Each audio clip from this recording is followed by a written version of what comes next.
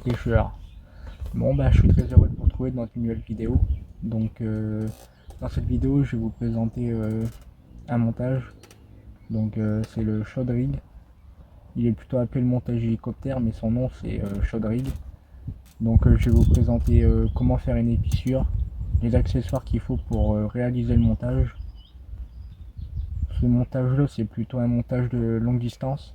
On peut lancer plus loin avec un montage Shod Rig qu'un montage traditionnel. Donc je l'utilise au lac en longue distance quand on n'a pas le gros bateau. Comme ça je peux lancer un peu plus loin et les couillons c'est vraiment rare. Vu que c'est un petit badline et que le plomb il est assez loin du badline. Donc je vais vous présenter comment réaliser une épissure, excusez-moi, et les accessoires qu'il faut. Donc c'est pas bien compliqué, hein. Comme je vous l'ai dit, le plus compliqué c'est l'épissure. Après le montage c'est un montage traditionnel, c'est un J-rig mais en petite taille. Et ensuite il faut des perles, etc. Donc je vais vous montrer tout ça. Donc pour commencer, il vous faudra du lit de corps. Donc vous pouvez l'acheter tout fait, le lit de corps, ou vous le faites vous-même. Donc là c'est du Fox. Donc dedans dans le lit de corps, il a un fil. Moi j'appelle ça un petit fil de fer, voilà. Vous voyez. Donc pour réaliser l'épissure, il faut l'enlever. Donc je vais enlever une bonne partie. Voilà, vous coupez. Ensuite vous referez avec une partie vraiment qui se plie dans tous les sens. Donc ensuite il vous faudra une aiguille à épissure. Donc c'est une aiguille quand même assez simple avec une butée. Donc vous allez venir planter l'aiguille ou que vous avez enlevé l'aplomb, petit fil de fer, voilà comme ceci. Ensuite vous allez venir faire glisser le lit de corps jusqu'à la petite butée que vous voyez sur l'aiguille. Donc voilà, comme ceci. Ensuite vous allez venir faire ressortir l'aiguille. Voilà. Et ensuite vous allez venir prendre l'extrémité, surtout bien fermer l'aiguille. Voilà, comme ceci. Vous allez venir tirer pour le faire passer dans le corps. Voilà. Donc voilà, la boucle elle a elle est petite là, mais bon, c'est pas bien grave. Ensuite, vous allez prendre un testeur de nœuds.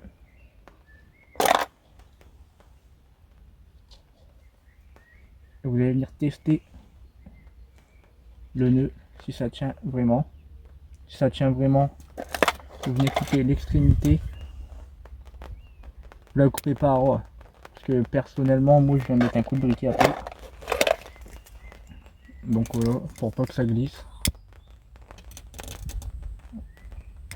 Voilà, vous venez appuyer.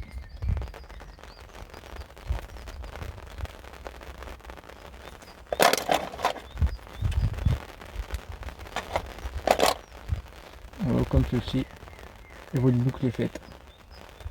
Ensuite, vous allez venir couper une longueur de lit de corps. Vous pouvez couper 1 mètre, 50 cm, ça c'est comme vous voulez. Ensuite, vous faites de même avec l'autre extrémité. Vous enlevez le fil de fer. Vous le coupez. Mais là, on va devoir rajouter les mérillons.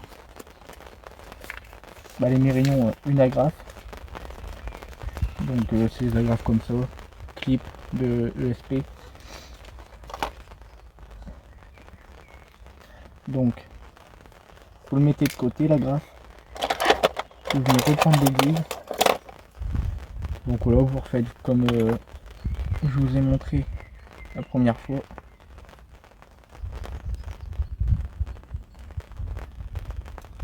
Voilà, donc vous le repassez jusqu'à la butée. vous le ressortez, voilà. Et là vous allez venir passer les mérillons. Donc voilà, comme ceci.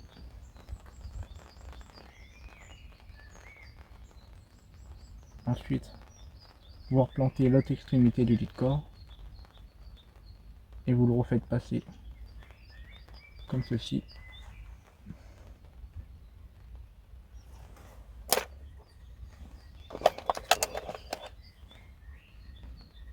Là pareil, vous retestez le nœud.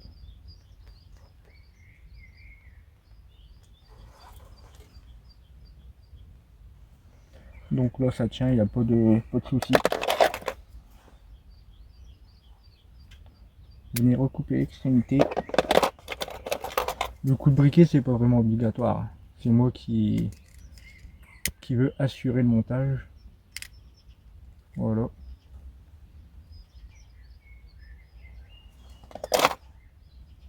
Donc là voilà, vous avez le lit de corps avec les mérillons. Pas besoin de faire de nœud. Les mérillons il est passé dans la boucle. Donc c'est impeccable. Ensuite, vous allez venir prendre un petit manchon pour le plomb. Bien sûr le plomb je vais pas le mettre vu que c'est pour vous montrer. Mais bien sûr il faut mettre le plomb. Donc un petit manchon pour assurer que le plomb il s'enlève pas.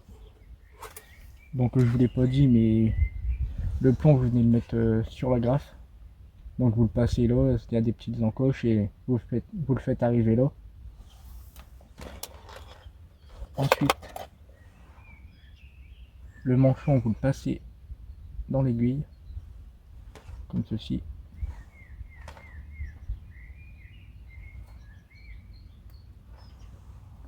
Vous venez mettre la boucle dans l'aiguille et vous venez faire glisser le manchon.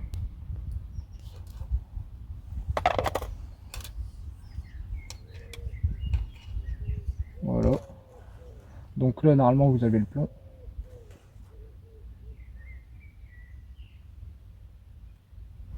Là normalement vous avez le plomb. Vous venez faire glisser le manchon jusqu'au plomb. Voilà, les mérillons du plomb à peu près. Et voilà, là le montage il est sécurisé.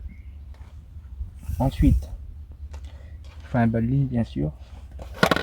Donc vous allez prendre des petites perles.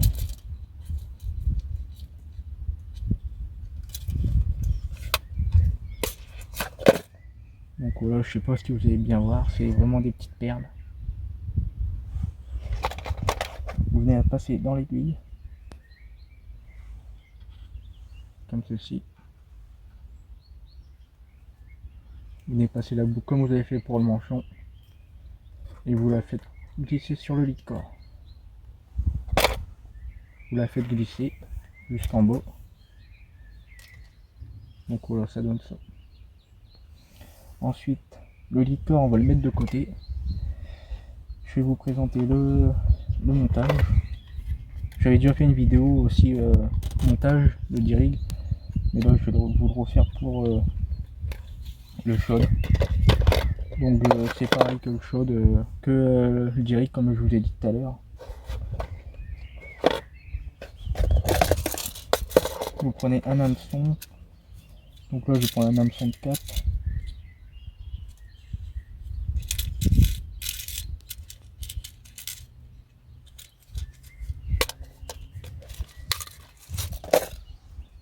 Donc là vous refaites la boucle comme pour le D-Rig. De toute façon c'est un D-Rig, hein, sauf que le bas de ligne il est plus petit qu'un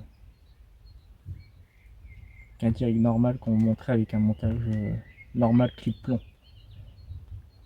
Donc voilà. C'est pas évident quand il fait froid hein, avec les mains. Attendez, je vais recommencer.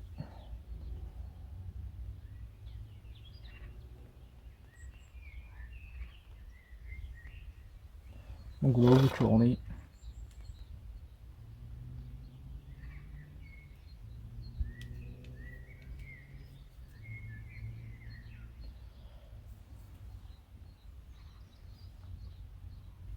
Donc là pour le SHOD, j'aime bien Pour dire que j'avais montré de le placer au niveau de l'ardillon. Mais là j'aime bien le placer un petit peu avant. Pour dire que ça fait pas une grosse boucle. Donc après vous serrez bien. Voilà. Vous coupez l'extrémité.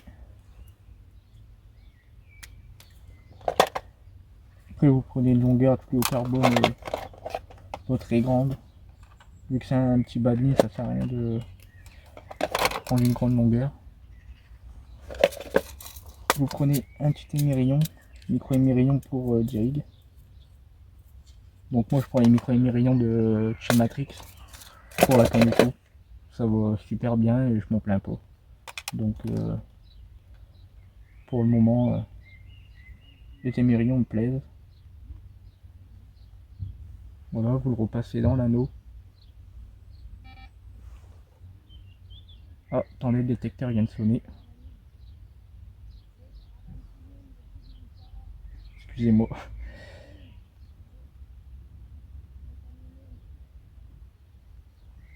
Donc voilà, vous repassez dans l'anneau, vous faites la longueur de votre boucle et vous venez tourner 3 fois. Moi j'aime bien 3 fois pour pas que ça soit trop, qu'il n'y a pas trop de tours. Voilà, vous le repassez dans l'anneau.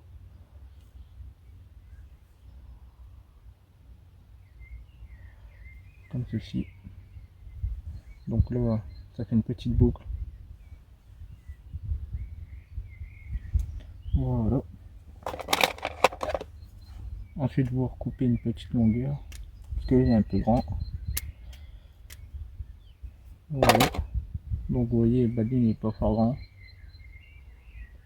Ensuite, vous allez venir faire une boucle normale, comme si vous faisiez une boucle de cheveux, pour vous mettre une bouillette. Ou pour mettre sur les mirions agrafes, comme par exemple. Donc vous venez tester le nœud, bien sûr, pour vraiment assurer un montage. Donc voilà. Moi je le fais avec le ciseau pour l'hameçon, parce que ça dérape quand vous serrez avec le dos et l'hameçon il rentre dans le dos, ça fait mal. Donc ensuite, vous coupez l'extrémité. Voilà. Donc ça fait un montage, un petit montage, voilà. Donc ensuite, vous allez venir prendre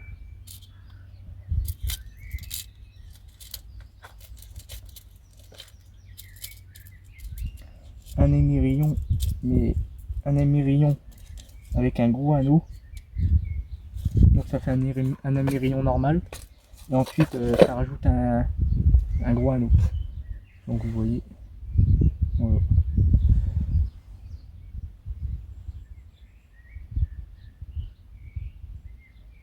Donc toujours la grosse partie de l'anneau au bas de ligne. Non, excusez-moi. C'est la petite partie. Donc là, la petite partie de l'émerillon, ça va sur le bas de ligne. Et la grosse partie, elle ira sur le lit de corps. Donc voilà, moi, vu que j'ai fait une boucle, je vais pas faire un nœud sans nœud. Donc je vais passer l'émerillon comme ceci, sur le bas de ligne. Et je vais venir repasser l'hameçon, comme ceci, dans la boucle. Voilà.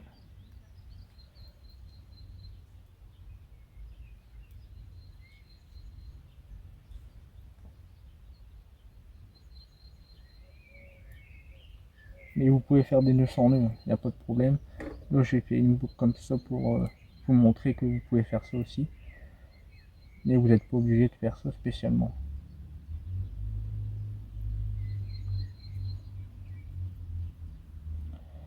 Donc attendez, je suis en train de passer le nœud dans les mérillons.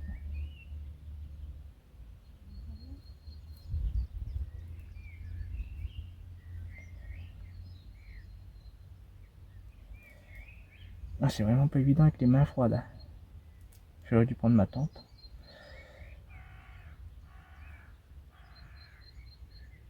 Donc voilà, ça donne ça. Avec une boucle. Et là, le montage, vous pouvez y aller, il tient vraiment. Vous pouvez même essayer avec le testeur de nœuds.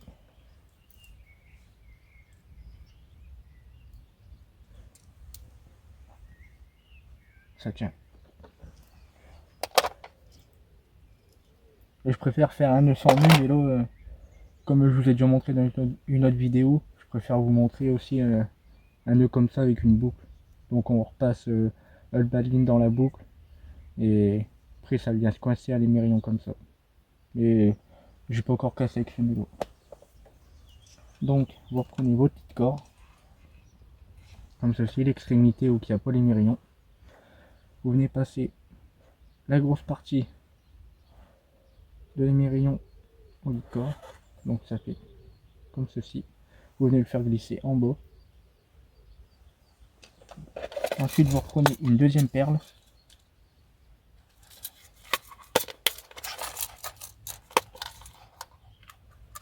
Donc même procédé que la première. Vous reprenez l'aiguille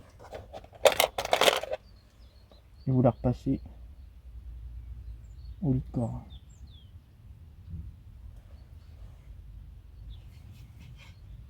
Donc voilà.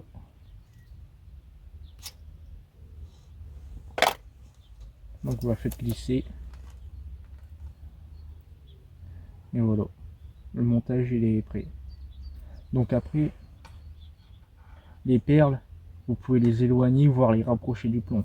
Vous voyez le plomb il est là, vous pouvez mettre le montage là, vous pouvez resserrer le badline par exemple, ou vous pouvez écarter les perles. Comme ça le badline il peut se balader, vous voyez. Donc et ensuite là vous mettez le plomb. Donc là il a le plomb et là il a le badline. Qu'un montage normal il a le plomb avec le clip plomb là et le badline qui continue. Du coup là vous lancez, ça s'en mêle pas et avec une pop-up ça vient se déposer tout doucement au fond. Et ensuite là sur toute l'extrémité vous venez la relier donc sur un fluocarbone ou sur un nylon ou sur une tresse. Mais surtout raccordez pas avec un émerillon. Venez pas mettre un émerillon, faites un nœud. Parce que l'émerillon c'est pas vraiment le top. Donc vous faites un nœud sans nœud tout simple et voilà. Donc après la longueur vous pouvez faire 50 cm, vous pouvez faire 1 mètre, c'est comme vous voulez, comme vous le sentez. Donc voilà, et ensuite vous mettez une pop-up. Donc pop-up vous direz. Et voilà. Donc bah voilà, le montage là il est péchant, il n'y a plus qu'à mettre un plomb et le raccorder et mettre une pop-up. Et le montage il pourra pêcher. Donc ce montage là je l'utilise pas particulièrement en étang. Pour moi c'est un montage de longue distance. Vu que le plomb il est à l'avant, ça vaut mieux pour lancer. Avec un plomb en forme de pointe là, pas les plombs, pas les gros plombs carrés, etc. Donc un montage comme ça peut se lancer assez facilement. Donc pour ça que ça fait pas longtemps que je l'utilise. Parce qu'avant j'avais pas forcément dans des lacs à longue distance.